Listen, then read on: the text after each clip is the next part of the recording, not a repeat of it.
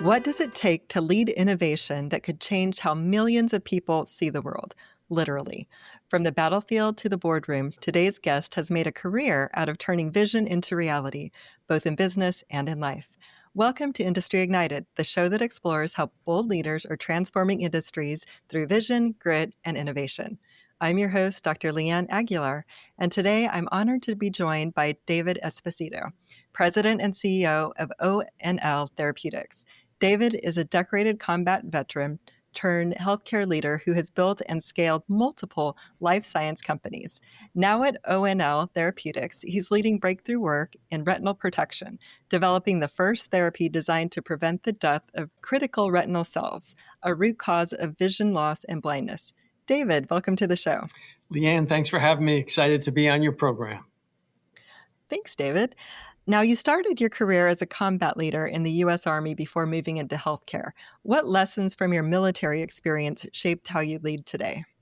Well, that's a great question, and we probably could have a whole podcast on that if we wanted to talk about it. But I think as a couple things I would say that I think have tied those experiences in the military to here at ONL or leading biotech companies. I think one is it is leadership. Leader needs to set the example, set the pace on energy, enthusiasm, belief in the impossible. That setting the example is a critical role, whether it's a leader on the battlefield or in the biotech forum like I am now is really important. You have to set the tone in that example for sure. And then I think the other one that's very important and relevant to both my military and biotech experiences is that you have to be prepared for the unexpected. The base plan never goes together as smoothly as you think it will be. So that really preparing for, but then also handling changes or new data points in my current world, new data points on a battlefield. You have to be prepared for that. So I think those are probably the two big ones, really, setting the tone, setting the example, and then ultimately being prepared for the unexpected because it happens more than we think. Oh, I totally hear you, right? I mean, business can be similar to a battlefield in that regard. You never know what's going to happen, and being prepared to shift, or the word these days, I guess, pivot at any time is essential, and being okay with change, right? And being just not resistant, but ready to step in and go along with the change.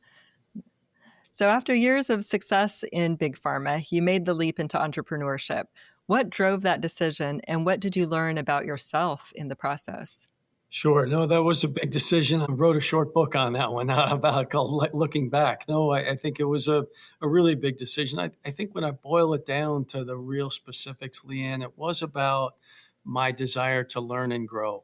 There's probably a very similar journey that many people may have with a big company, that at some point you reach a point where maybe you're just trying to make the big machine run a little smoother and more efficiently. And I was desiring, a different pace for my own learning and growth. That was one primary reason. I think the second one, in a few of the various roles, I was 15, 16 years in a large pharma company, was that I began to see a pretty significant shift in the marketplace where innovation was really moving beyond the large companies into more early stage privately held companies. And I found that real purposeful to be on the forward edge of innovation. So I think those are probably the two big things: the desire to just learn and grow, and then really seeing where innovation really happens. Where I'm outside the University of Michigan right now, one of the great research institutions in the country.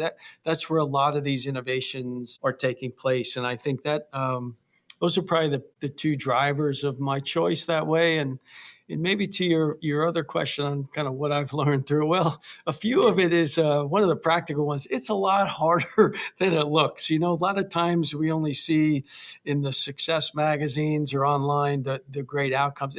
This is really hard work on the innovative scale, and that's really important. And then the second thing is really, it is about those around you, and whether it's the network or the team that makes this work. The science is complicated in the early stage. Who's getting the work done, so it's about being front and center and importance to that. And I think maybe just even though my comments of saying how much harder than it is, the other practical reality is that you can figure it out with the right team on the ground. You can figure it out. Sometimes the science may be too complicated, but at the end of the day, you can figure it out. Hopefully that gave a little flavor to your question.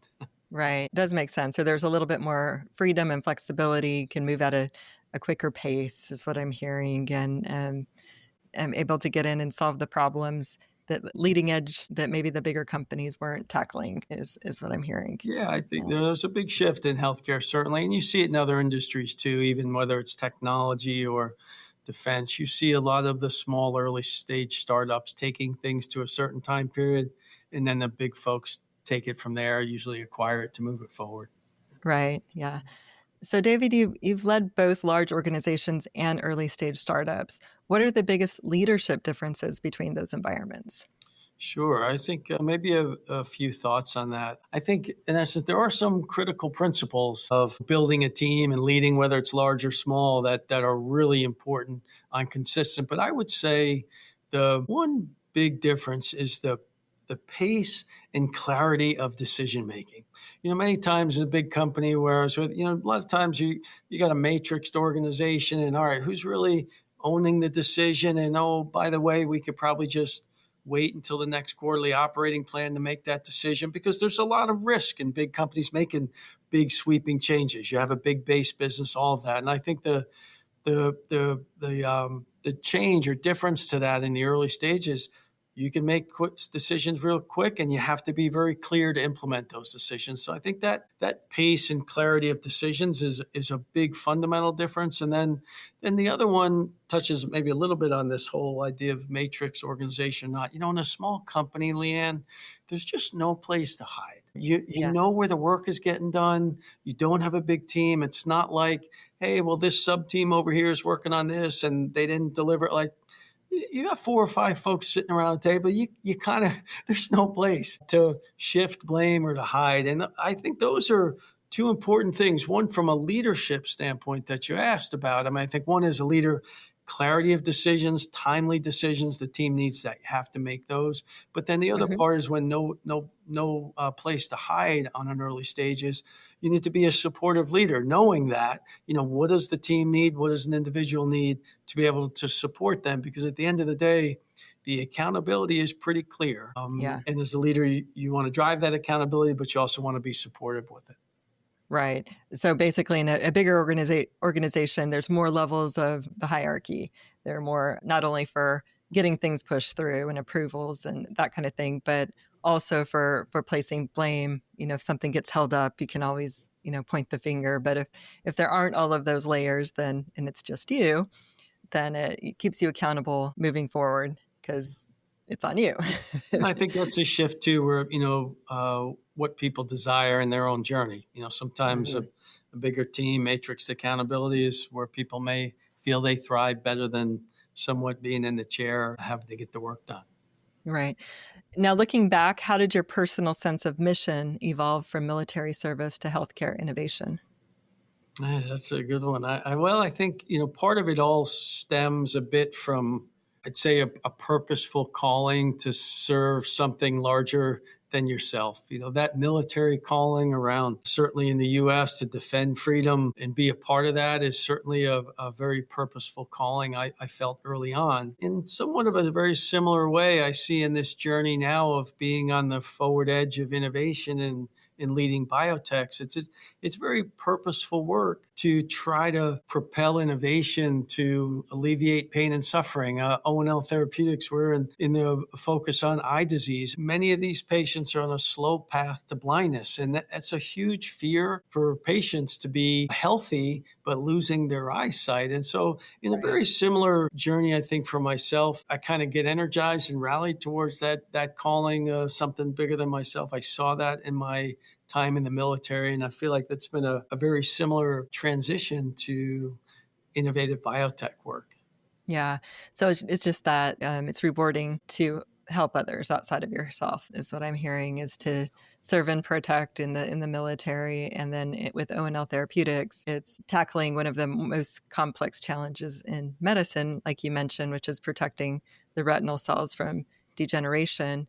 How did that mission begin? Tell me more about the foundation of your mission with ONL? Sure. So, like many things I maybe said earlier, that in terms of innovation, at least in the US for healthcare, a lot of this stems out of brilliant clinician scientists at leading academic universities discovering that. So, our technology at ONL came out of our founders' labs. Dr. David Zacks is a retina specialist at the University of Michigan, clinician scientist. And it was David's initial calling when he was treating patients for conditions like retinal detachment, age-related macular degeneration, really got tired of having the conversation with patients saying, there's really nothing more I can do for you. We've tried all the existing treatments. You're on a slow path to blindness. That problem, that frustration drove David to work literally day and night in his labs to figure out, why is that? Is there a way to protect these retinal cells? And that ultimately gave the birth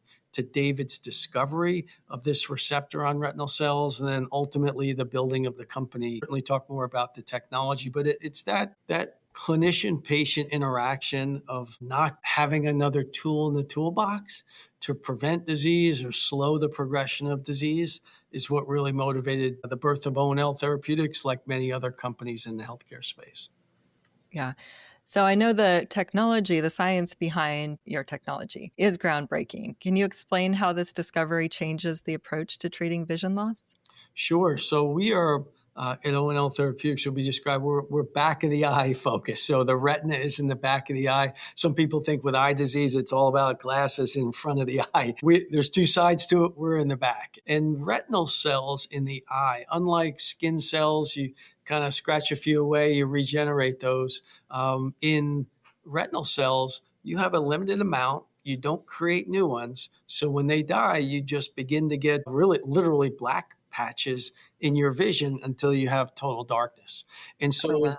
so what David discovered is there's a receptor on retinal cells called the Fas receptor, FAS, in that when the eye is under stress or one of these diseases, that receptor gets activated, it triggers the death of that retinal cell.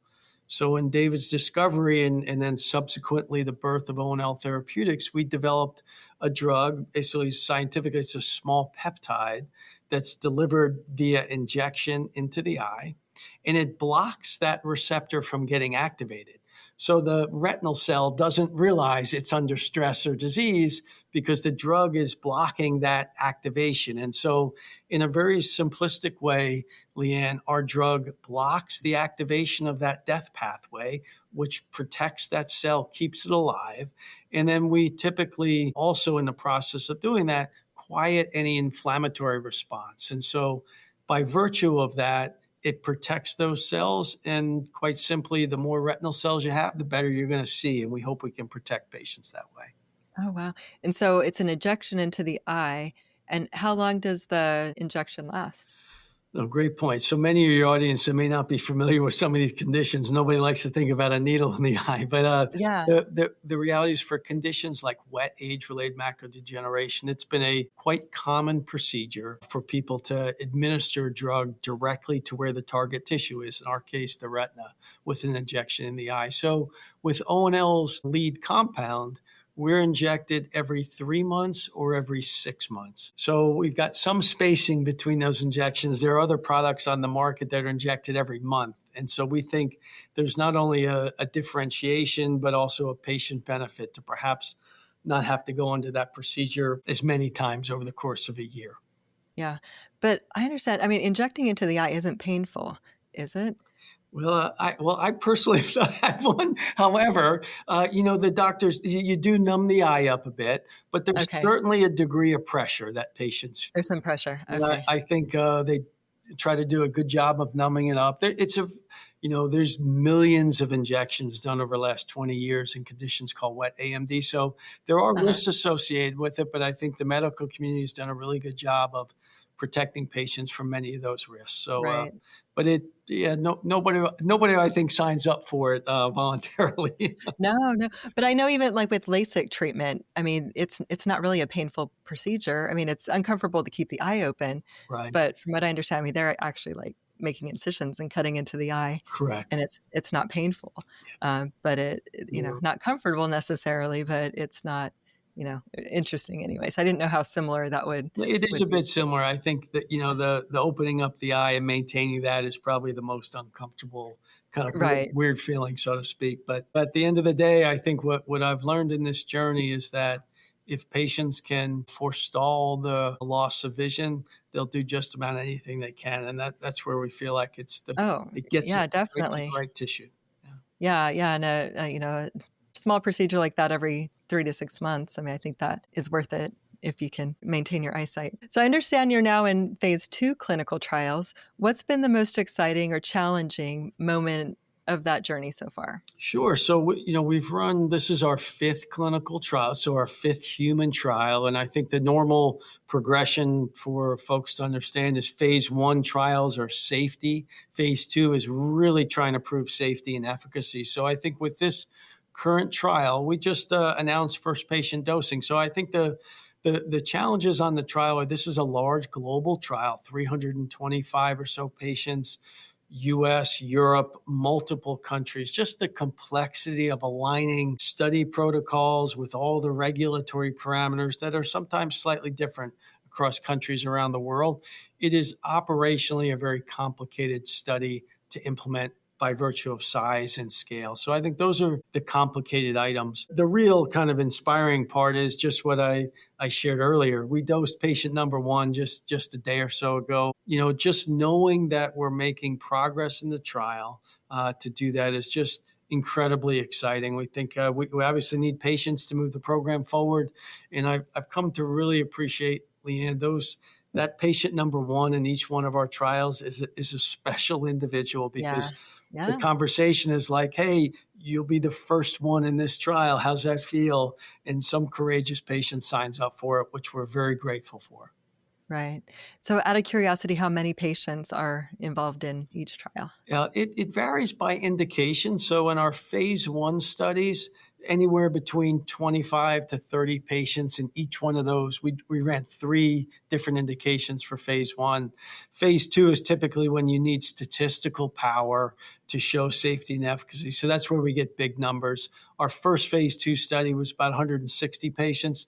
This phase 2 study we're running right now is 325. So pretty big Okay. number. Yeah, And yeah. what we hope it can do, though, is show the potential to impact millions of patients have this condition down the road to be able to treat. Right, absolutely. Now, clinical trials, like you mentioned, I mean, they're pretty involved and they do require extraordinary investment in patients. How do you keep your team motivated during such long and uncertain processes? It's a really great question. And it's also, I think fundamental too to leadership. It does come down to that purposeful mission again. We have our vision at ONL is to help patients see the future. So in times where you're working through the long slug of what we're about, and I'll call it these dark journeys of just trying to really implement the trial, it's important to reinforce to the team that long-term purposeful view that we're going towards to build some energy around that. And then I think the second piece to that, Leanne, which I think I've come to appreciate over the years in my own leadership, is that it does come down to one-on-one with individuals on the team, making sure they see how their part in that journey is important. What they do every day ties to that longer term mission. It reinforces to them that they matter to the team, to the company, and they begin to really think of themselves mattering to the mission. And so that is what I found is very motivating for folks through these kind of dark parts of the journey and the occasional setbacks, which happen as Yeah, well. right. Yeah, and speaking of setbacks, you've experienced both major exits and hard setbacks. How do you personally define success in such a high risk, high reward industry? Yeah, it is high risk. And I think the one of the takeaways I have is, not all these technologies make it. That's the practical reality. As I may have mentioned earlier, most people only hear about or see the Instagram highlight reel of the successes. That most of those technologies don't make it. So I think for me in this field, success does boil down to moving the science forward. At Yeah. ONL, we think we have the potential to make a real difference. But, odds are we may not make it all the way, but we hope we carry the science forward enough so that somebody behind us or to the side of us can move that science forward for patients. I think that's a really important part of what I would say is a successful venture. And then the second piece is also, it does come down to the people. Success is seeing individuals reach their full potential, grow in their roles, take on additional responsibilities, all in the name of moving the science forward. I think those are probably two areas I define success, because you're right. I mean, the other ones, whether it's financially, a big acquisition or IPO or commercial success, they happen, but too few. And I think at the end of the day, moving the science forward and seeing people develop to their fullest is are really cool hallmarks for success in life sciences. Yeah, right. And I like that because, I mean, even the big successes often they piggyback on smaller successes. And even if, right, something doesn't make it to market, there's learning and there's science that's built in the process. And other innovation can build off of that. So I think there's always learning as long as there's that movement forward and you don't give up and you still are determined to reach that ultimate goal, which is helping people, which is solving a problem. And in this case with eyesight, like you mentioned. So Certainly. having that bigger goal in mind. Yeah. It helps. It's nice to have the commercial success and all those things too, but it's few and far between. Yeah. Well, and understanding that risk, I think, going into it too. It's just establishing those expectations and understanding what you're up against. I think helps probably, ward off disappointment, if you would. But I guess it's probably still there. Right. Now, in biotech, innovation often depends on investors' trust and timing. What advice do you have for founders navigating the balance between science and business? Sure. And I think that a couple things I'd say is that at the end of the day, the science, the technologies, the development of these is pretty complicated, but you have to start off with a clear plan. It may not be perfect for all scenarios, but you need a clear plan and you need to begin to communicate that plan, not just to the team, but you mentioned investors and other stakeholders. As you execute the plan, the communication of that plan is important because inevitably, kind of what I said early on, some data point's going to come back that you weren't thinking about. And you'll need to then either adjust the plan or at least communicate that data point that was not either a pleasant one or not part of the plan, and then what you're going to do about it. So I do think, at the end of the day, my advice is you can talk about how cool it is to build a company with 3 or 4 people around the table and make decisions. At the end of the day, you need a plan. You need to execute that plan. And very much for investors and stakeholders, communicate that very consistently so that inevitably when you get a surprise, you hopefully have a good surprises, but you're occasionally going to have a few bad ones, that you just can methodically weave that into the communication and then potentially adjust the plan. I think that over time builds a level of reliability that ultimately translates into investor confidence to want to invest in the business longer term. Right. Yeah.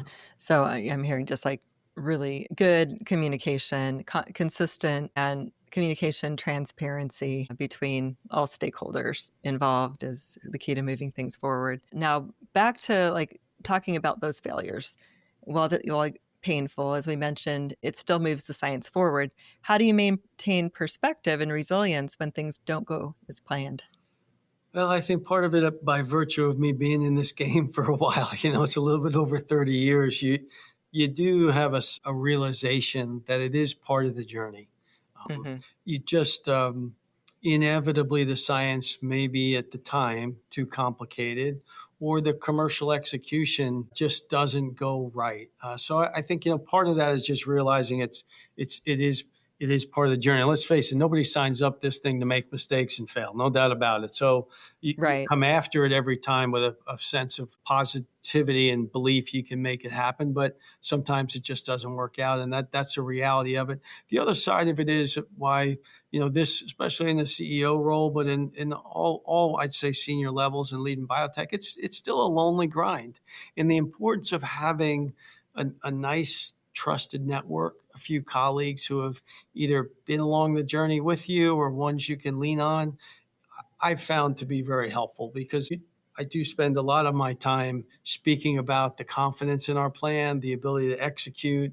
But every now and then something doesn't go too well. And I think during those failures or setbacks, having some good trusted advisors to rely on to just really put it all out on the table in a probably a bit of a sloppy manner, but just to get it out there and have somebody say, hey, it's okay, we'll pick up the pieces. That I found that to be extremely Yeah. helpful, and I try to do that for others in this game. Yeah, and that is good advice, and it can be lonely at the top, and finding people who relate with you and your same, struggles, like as a CEO, I think is important. How do you find those people? Are those people that you've known for many years? Are they networks of people, or is there a certain space that you find them in? Yeah, that's a good question. I think for most people in life sciences, you do try to be a good player in the field, and share experiences with others. I found like a lot of these things, sometimes you come forward with a spirit of giving and helping others, and before you know it, you're needing on the receiving end. And many times those folks are very gracious to return the favor, And Yeah. I think that's been an important part. But I'd say, I didn't fully appreciate the value of an external network when I was with the big companies. You realize that another part of being out there and exposed on your own in these early stage, you realize the value of having a good network. So I've been very intentional on trying to build that. I think it starts with just trying to be a good player in the field. I've been fortunate enough to have a few people that have wanted to journey alongside and help out. Okay. No, I like that. Yeah, just being a good player when you're out there, and then building a network of trust to people that you maintain relationships. And I guess it's just being intentional about maintaining relationships throughout the years. It's And important. It's gotten a little bit easier these days with social media hello, where before you'd end up spending most of the time dialing somebody's phone number, right? It's a little bit easier these yeah, days. yeah, that's true. You can see, yeah, there's more visibility. You can see what people are up to without having to Right. reach out necessarily. So now, David, what role does humility play in leading through uncertainty, especially when the outcomes are literally life changing for patients? Well, I think it is a bit of a humble journey by virtue of the fact that, as I mentioned earlier, it really doesn't go as planned. I speak to so many people in this space. Rarely ever does it go according to plan. So I think that it just comes with, if you're self-aware and thinking through it all, it's just a humbling journey. The science is complicated. The disease states are complicated. That's one element of I think why it's important to come forward with humility. The science kind of forces that on you, but I think the second Yeah. problem is reason is a little bit more practical. You can't do this alone. You need a team. Our team at ONL, we're a small shop, but every individual brings a different perspective to the table. But ultimately that helps us move this complicated science forward. You need investors to it. It's a team sport. And I think that anybody that maybe carries a degree of arrogance in this field doesn't fully realize that it's a team effort. Again, the media may highlight these folks who's just one person that's kind of taken on the world. The reality is there's a good team supporting that, and I've Yeah. certainly lived that. So that helps you stay humble in this sport. Right. Yeah, that's true. I mean, because I think arrogance that, it ends up pushing people away and shuts people down. And having that team spirit keeps people open. And if you're sharing the wins and the credit, it motivates people to keep at it, and they feel acknowledged and valued. Now, beyond science, ONL's mission touches something deeply human, the desire to preserve sight and quality of life. How does that purpose shape your culture and leadership? Wow, it's a good one. Well, I think it's human sight is precious, and so I think how that really translates into the culture and my leadership, I would say it's really foundational to everything we do. When you think about the precious nature of human sight, you make sure the level of quality in our product is at the highest level. The level of attention to detail in the clinical trial that we're running, the checklist, the protocol, the manual of procedures that our clinical operations teams put together, the level of attention to detail and accuracy in communicating that to study sites. I think that's where the principles of what we're trying to take forward really get hold, because something is trying as precious as protecting vision. It gets to a level of energy that we need around this, the attention to detail, and just a high bar of quality We don't want to make any mistakes when it comes to patient's vision and how we. So I think how that ties to culture and leadership, I think it's kind of foundational for what we're trying to build. Yeah, I know that makes a lot of sense, right? Yeah, you want to make sure it's all organized and documented, that science is well, founded, and that, I mean, because like you said, I mean, you're dealing with people's eyesight, and that's not something you want to take lightly. Yeah. Totally, totally. Yeah. Now, David, you also founded Harvest Time Partners, which focus on personal and professional development. How do those principles show up in how you build teams today? That's a good one. No, I appreciate you mentioning that. You know, I've part of the Harvest Time Partners. I've written a handful of children's books called "The Principles of Our World." Things like courage and sacrifice, compassion. It's kind of funny, Leanne. When I wrote those books, and I've still written a few of them, I learned just as much, even though they're children's books designed, for parents to guide kids. Those embody what I want in a team and my own leadership. You want people to understand this idea of sacrifice for a larger good. It's really not about me or you or an individual. It's the cause we're really pitching in to deliver on. And that's really important about it. And I think those principles of like compassion, that you'd want a child that you're reading to boy, understand compassion and how they treat friends. It's the same way we think about it here. You mentioned patience and the sensitivity of it.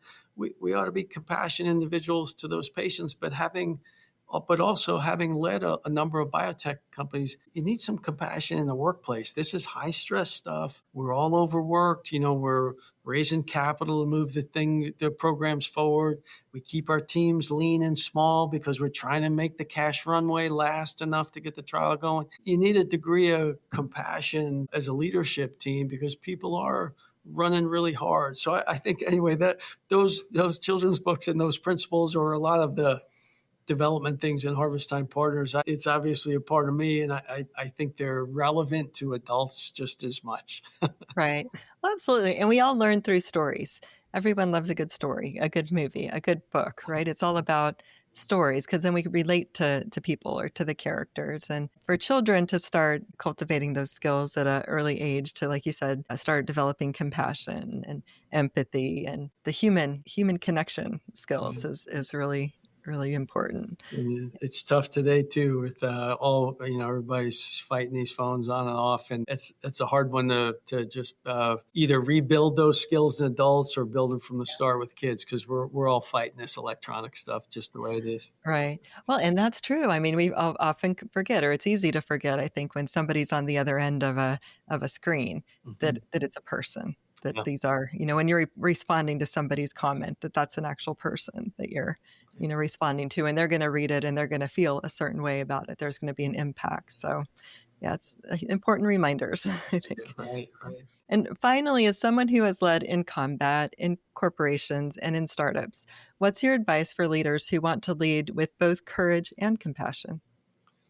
Sure. I think maybe a few things. One is, at least in my world today, too, and part of a big company, but it real kind of shines a light on the small companies. You got to figure out where you're going. Just like in a military sense, like, what's the mission? Where are we really going after? You ought to be really clear on where you're going in that direction. That ultimately creates this sense of purpose for people, whether it was in the military or here in a biotech. So that, like, unifying direction is a really important part in a tie, at least for what I think can guide leaders to do, is like, where are we really headed? Because that ultimately becomes the rallying cry, whether it's the why or the real purposeful work. And I think the second one, although it's hard not to say, hey, then you got to make the plan. How do you get there? So building that plan would be one. But I think although that's important, there are plenty of books written about it. I think the one I've come to appreciate just as much on set and direction, I mentioned it a bit earlier, is that to really get at a personal level on ensuring people know their role to that long-term journey, what they do every day is meaningful towards that journey. They matter in that journey. What do they need as support to keep them going in that journey is important. We want people to know they matter to that journey. And I would say those would be the two things to cast out to folks, is make sure you're clear in where you're going, because that becomes that purposeful rallying cry. And then that second one is really around making sure people know how they fit into that so they can Yeah. see themselves mattering quite a bit. Yeah, you need the mission and have the passion for the mission, but you also do need the buy-in from the team, and you need people who are committed to that mission and standing behind it. And the more they understand that they are valued and they make a difference and that they're integral part of that mission, I think the easier it is to get them to go alongside you and create that alignment. Yeah. And to that point, Leanne, yeah, it takes time to do it. You got to Mhm. sit down as a leader one-on-one. To the point you made earlier, you can't necessarily say that over an email. Sometimes you need to sit and feel somebody breathing next to you and really kind of make sure they know they're important to the role. Exactly. Yeah. Well, David, thank you for such an insightful and inspiring conversation. Oh, Leanne, thank you. It's a pleasure being a part of it. Of course, of course. Yeah, just it's a good reminder that leadership is about discipline and vision and unwavering commitment to serve others, not just to um, create a product or a service, but it's really about serving the people. It's about the people that you're going to impact. Now, for listeners who want to learn more about ONL Therapeutics or connect with you, where can they find you online? Sure, certainly on our website, onltherapeutics.com, and on LinkedIn, they look up David Esposito. I'd love to respond to that. My mobile phone's on every book I wrote, so they'll be able to track me down, and I'm glad to pick up the phone and have a conversation. Excellent. And to our audience, thank you for joining us. Be sure to follow and subscribe to Industry Ignited for more conversations with leaders shaping the future of industry and innovation. Until next time, stay bold, stay curious, and keep igniting industry.